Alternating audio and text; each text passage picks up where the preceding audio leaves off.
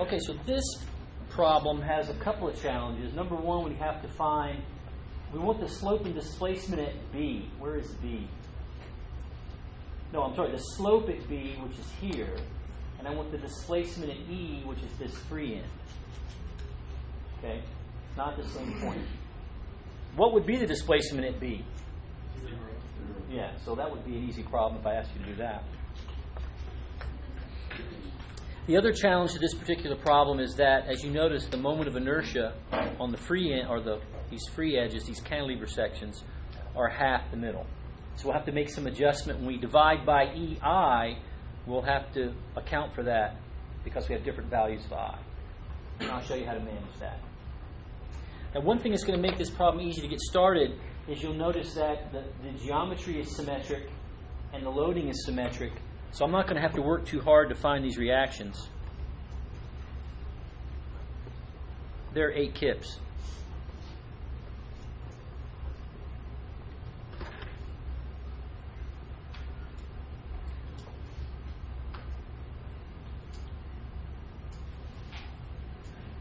So I can now draw my shear moment diagram. So let me develop a quick template to help me construct it. So I'll start off with the shear diagram. So I have my positive X, positive shear, and my values for all the shear will be kips. So I'll start off, what kind of shear is this? Negative. So I'm going to start off at -8. There'll be no change, and positive 8 brings me back to 0. Then over here I'll go up 8. So there's my shear diagram.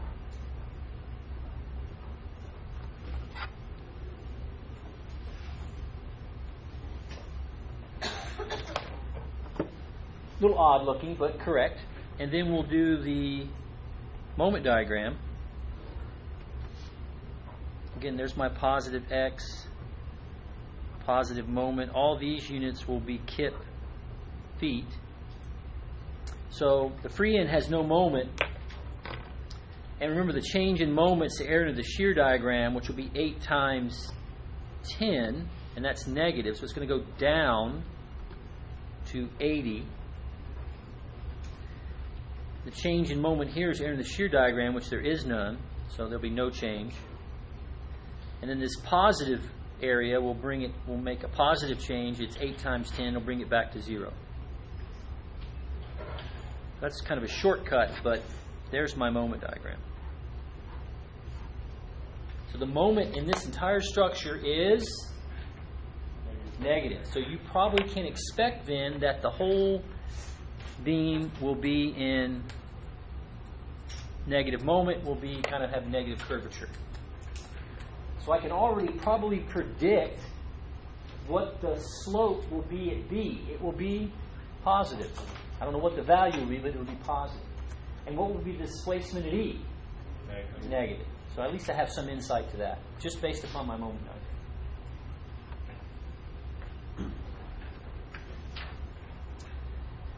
Okay, I'm going to try to save some space to do the work. So I'm going to draw my conjugate beam and the loading down here, just to have a place to start.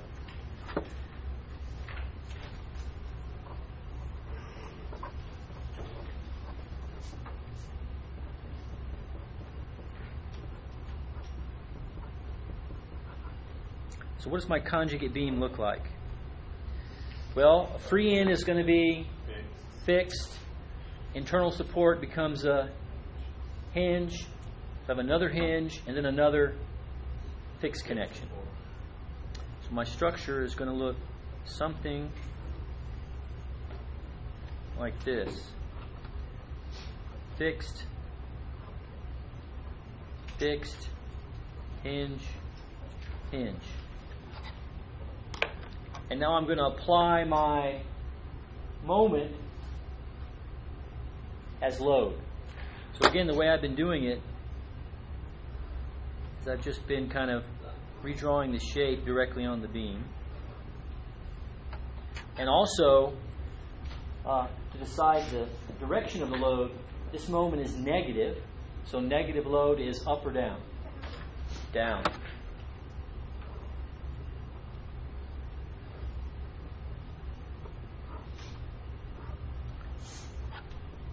Now comes the interesting part. Remember, the load has to be the moment divided by EI. Okay, E is constant, that's great, but I is not. So which I do we want to divide by? Pick one.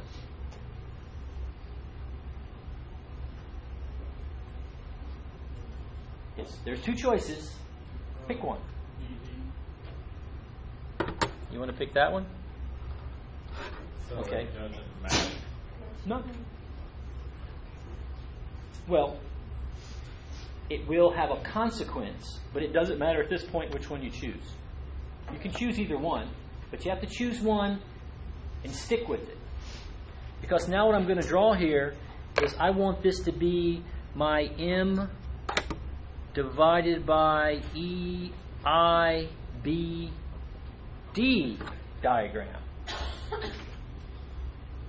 What's the relationship between I at AB is equal to what? IBD. 1/2.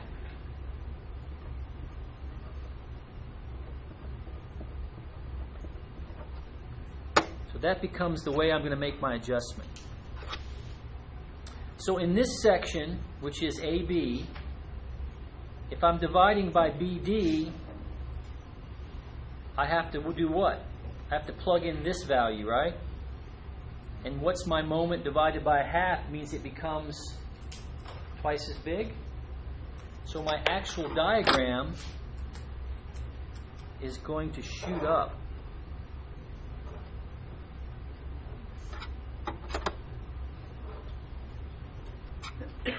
See that? So now this becomes my moment, which is 80 kip feet. I'm going to run out of space down there. Sorry about that. But when it's going to be divided by EIBD.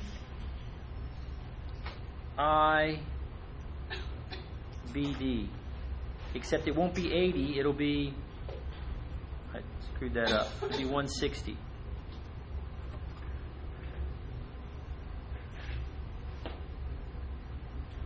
Why?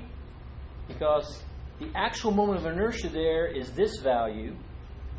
So when I plug that in there, I plug in as this, the 1/2. So of course when you divide by 1/2, same as multiplying by 2.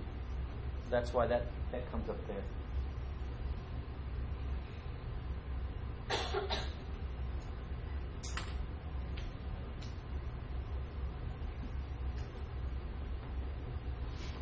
That quieted the room. What's the value in the middle? 80 kip feet divided by EIBD. What happens when I get on this other end? Same thing's going to happen. It's going to double.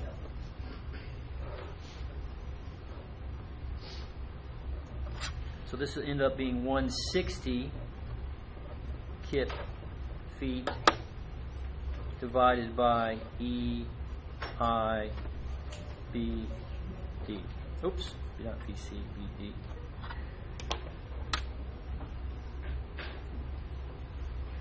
So that's how you can adjust for the I values. Now you could have gone the other way around, right? We could have chosen AB as our denominator, and what will happen here is this whole curve will just be divided by 2. So all these values that you see will drop down to 80, and this 80 will turn into 40. Either way, it'll all work out because the corresponding D value is half as big.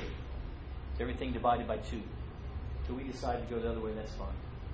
So once you make that assumption, now you just have to work this problem. See, nothing to it. So thinking ahead, what do we... 2 cents of equation. Oh, we got a lot of work to do. So let's think about what we have here. We want the slope at B, which is here. Now the slope in the real beam is what in the conjugate beam? Shear. So I've got to find the shear value here at B.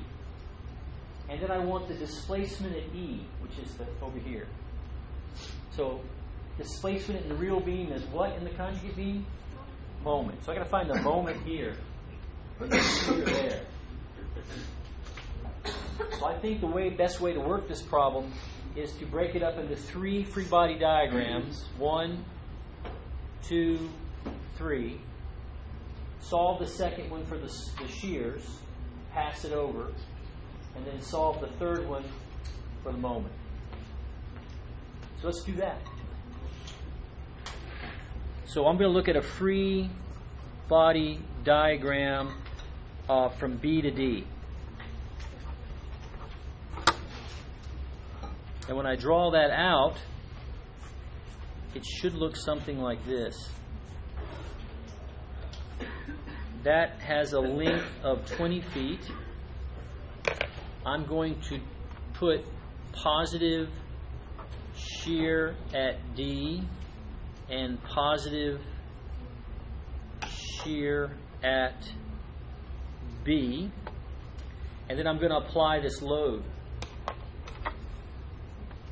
which is constant and is acting down. And has a value of 80 kip feet divided by EI at BD.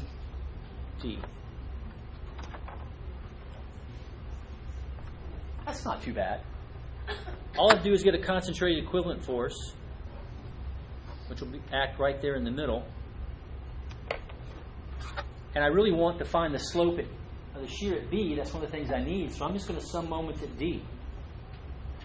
Remember, these are pins, so I don't have to worry about internal moments, just shear. So I'm going to sum moments at D. So using right-hand rule, I'm going to sum moments at D and make sure it's equal to 0, equilibrium. The force that I have here is going to create positive moment. What's that force, by the way? Well, it's a rectangle. It should just be base times height. So that looks like, what, 1,600?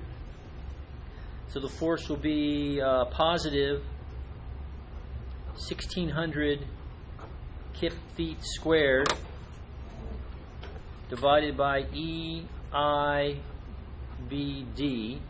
times its moment arm, which is half the distance, or 10 feet. And then opposite that will be the moment created by the shear at B times a moment arm of 20 feet. Well, that's not too bad. Even I can solve for that. So the shear at B is going to be positive 800. And that will be kip feet squared over EI at BD. It's positive, and that's what we said. We thought the slope would be positive. And what is the actual value? Well, remember, the shear is going to model back as the slope at B. So if we do a quick conversion of that, we've got 800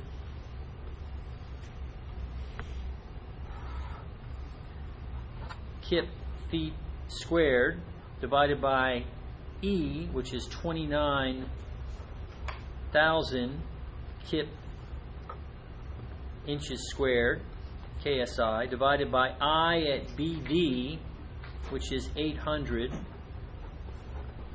inches to the fourth. And then I'm going to convert my square feet.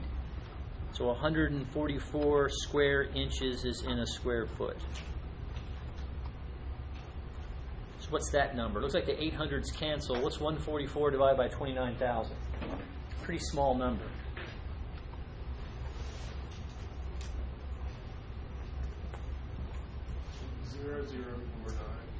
0.005.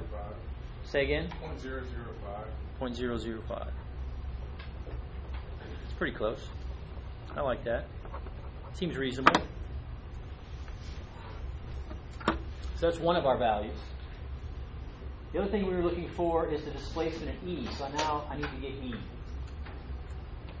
So if I draw a free body diagram,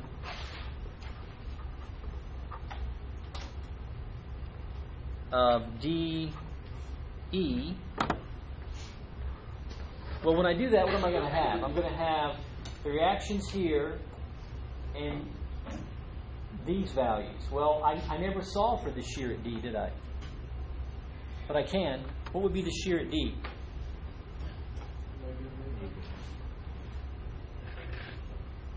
Yeah. Basically, the shear at D is negative the shear at B. Right? I think you can see that if we did the equation. Just basically sum forces. The shear at B minus the shear at D has to equal negative 1600. So this would have to be positive. I'm sorry, negative. So now let's see if I can draw this free body diagram. So what do I have? This is going to be a little tricky. Let me decide how best to do this real quick. Give me a second. Okay.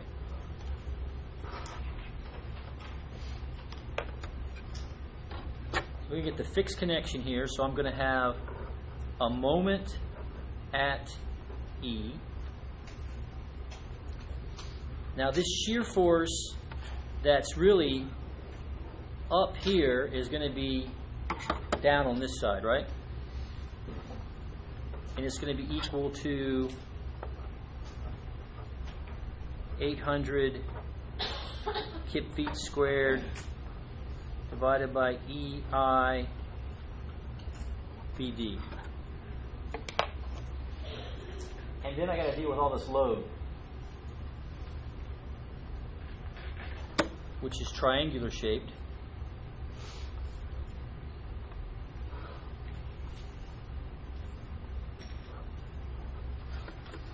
And it's 160 kip feet. So this is 160 kip feet divided by EI BD. Did I miss anything? I think it's all there. Now, I guess to be complete, I probably should have come over here and put in that, there would be a shear value at E. I don't care what that is right now. And to find the moment, I'm just going to sum the moments at E, so I'll be able to balance that with the equivalent load under the load diagram and this value. So I want to find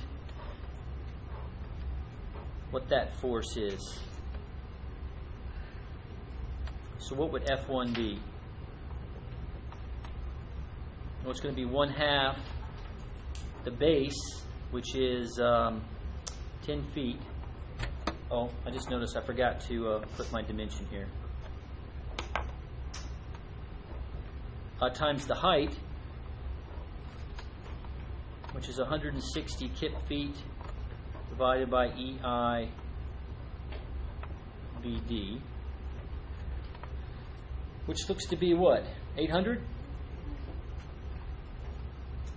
Is that right? Yes. Yeah. So that's 800 kip feet squared divided by EI BD. There's a lot of those going around. So really both those forces are the same. They just have different moment arms. So now I need to sum my moments.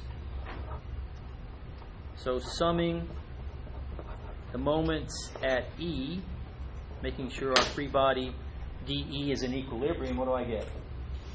Well, my moment that I'm looking for is positive. Actually, the moment created by the concentrated equivalent F1 and the shear force are also positive. So the first one is 800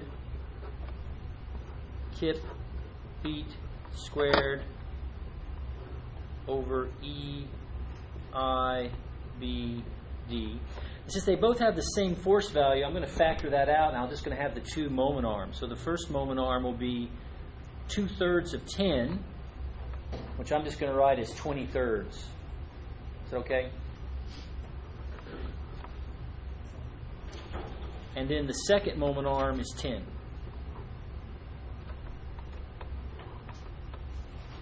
So I should be able to solve for the moment at E. It looks like it's going to be negative, and whatever all that is. 13,333.33333333. Let's just stop that and call it 4. And that'll be kip feet cubed over EI. EIBD. Okay, so it came out negative. That kind of matched our intuition. We assumed that the displacement, we thought the displacement would be negative. And all I have to do now is divide by all that and do my... So again, the displacement at E is going to be that value, 13,333.4 kip feet cubed.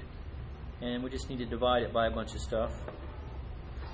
First E, which is 29,000 kips per inch squared. The moment of inertia at BD, which is 800 inches to the fourth. And then we'll convert from cubic feet to cubic inches.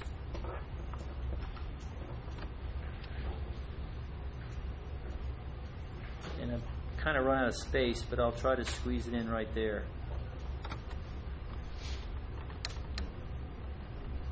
What is that number?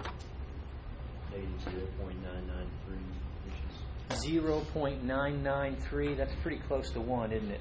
I'll just say 99 will be good enough. How about an inch?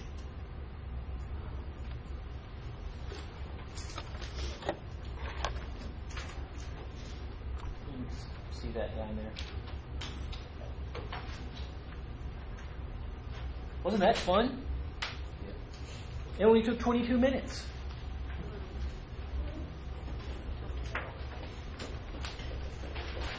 So any questions about that one?